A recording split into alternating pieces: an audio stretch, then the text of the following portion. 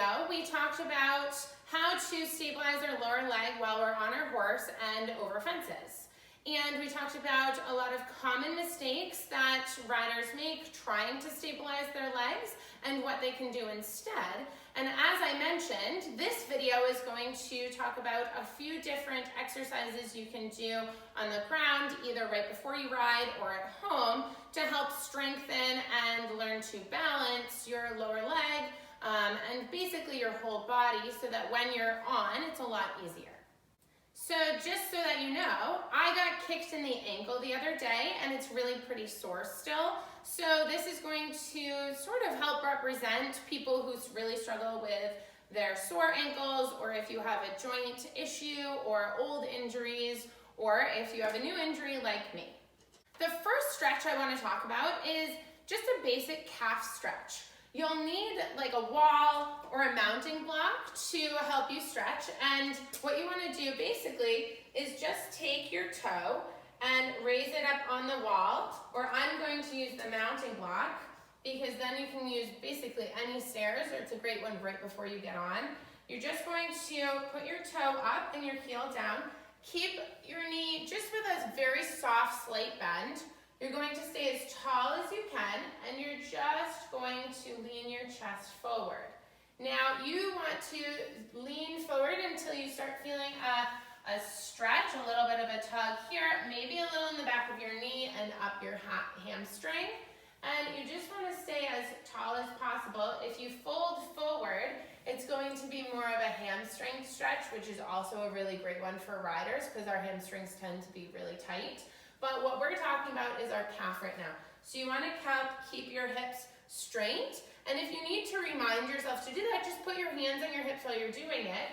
Or if you need to stabilize yourself, you can use the wall. So all you're going to do is just lean forward until you feel a pretty good stretch. Kind of go to your edge, whatever that is. And just breathe here for maybe the count of 10 to 20. The next stretch that you can do is more for your hip flexors and kind of around to your glutes. So you're going to want something that is pretty tall. This is actually a little short for me because I'm really tall, but I wanted to use something that you'll definitely have at the barn with you. So what you're going to do is just take one leg and you're going to cross it over in front of the leg that you're standing on. And you're going to just sort of lean into that leg. So you'll feel this sort of, you might feel it in your hip flexors here, you might feel it in your glutes, it might stretch your knee. It'll just kind of give you a really good stretch because what happens is a lot of riders, when their lower leg is swinging, it's because they're tight here. So when they're folding over the jump, they're not actually folding more and being loose here, they're kind of just going like this. So if we can loosen here as well as our calves, that's great.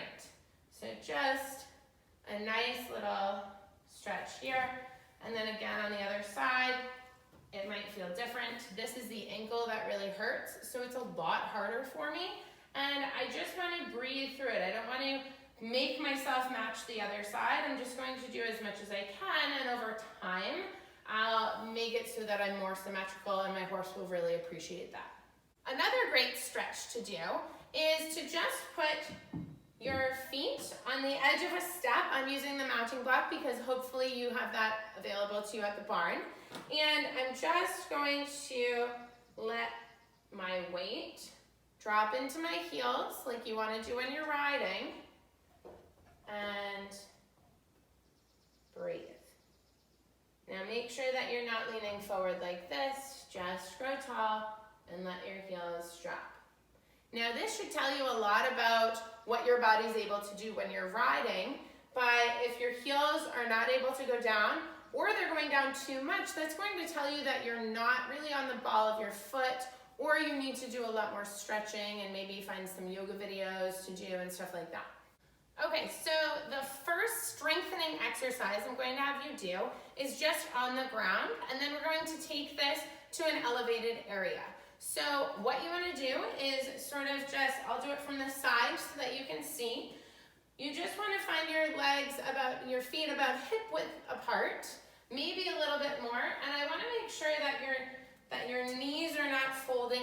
because if you're doing this on the ground, be really aware that that's what you're doing when you're riding, okay? So if this is where you need to be kind of because your hips are tight or something like this, you need to do a lot more opening here. But for this exercise, I just want you to find your knees over your feet and your feet under your hips, okay?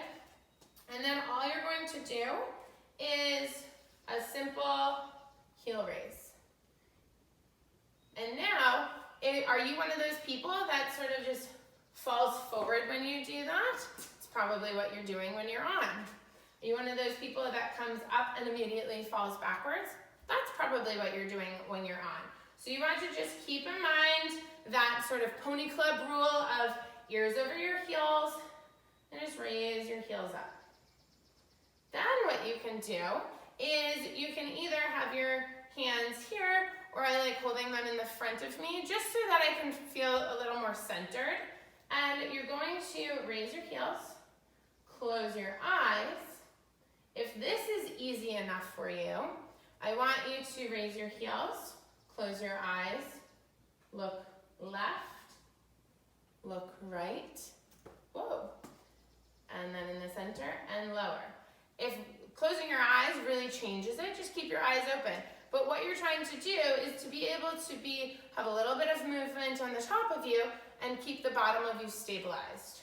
So once you can go left or right, go up and down. Now, once you're able to do the simple heel raises on the ground, you can start just adding some more movement to it. So you're just going to feet under your hips, raise your heels, and then lower. And then look left, and then lower. And then look right, and then lower. And notice if you're leaning on one side or the other. Once you're able to do all of those exercises with your heel raises on the ground, bring it to a raised surface. So I'm going to use my mounting block again because ideally everybody has a mounting block within their reach at the barn. So what you're going to do is put your 2 feet on the edge of the mounting block, okay? I'm going to use the wall because it's a little hard for my right ankle, and just because I want to make sure that I'm practicing this in a really correct way instead of compensating incorrectly and strengthening things that aren't going to help me later on. You're going to put your feet on the edge of the mounting block, basically the same way that you put your foot in the strip. So the ball of your foot is going to find the edge of the step, and you're just going to do your heel raises here. So up, and then back down. And I'm not too worried about your heels going down yet. We'll talk about that in a minute. But I just want you to be able to go up and then down. Okay? Okay, so once you can do your heel raises on the ground and on the mounting block with 2 feet, just go ahead and start doing it with 1 foot. So on the ground, it's just going to be 1 foot. You can either balance or balance on a wall is great. And you just want to go up and then back down. Maybe do about 10 of these per side. And just up and then down. And if this is getting too easy, what you can do is you can go up, look down, and then down. And then you can go up, look left, look right, and then back down. And you want to do that on both sides so that you're equal, and really keep noticing. I know I'm mentioning it a lot. Notice the asymmetries, because that's going to be what really is causing a lot of the instability for you, or your horse is getting confused from your aids because one side is louder or tighter than the other side. Now you might be thinking to yourself, okay, Emily, so all of these exercises kept our heels above our toes, when we're riding, we are always being told and trying to keep our heels lower. You're right, I am having you do all of these exercises with your heels up. But the reason behind that is we need to find the ball of our foot and we need to find our stirrup more. So I'm not so worried about keeping your heel down, because once you're stable onto your stirrup, you're going to allow your weight to drop down into your heel. That's what should be happening anyway. You're not going to want to force your heel down because, like I said in the last video, that causes a lot of the swinging, right? So find the ball of your foot, do do some stretches so that your leg feels like it is actually capable of stretching down into your heel, and you should be golden.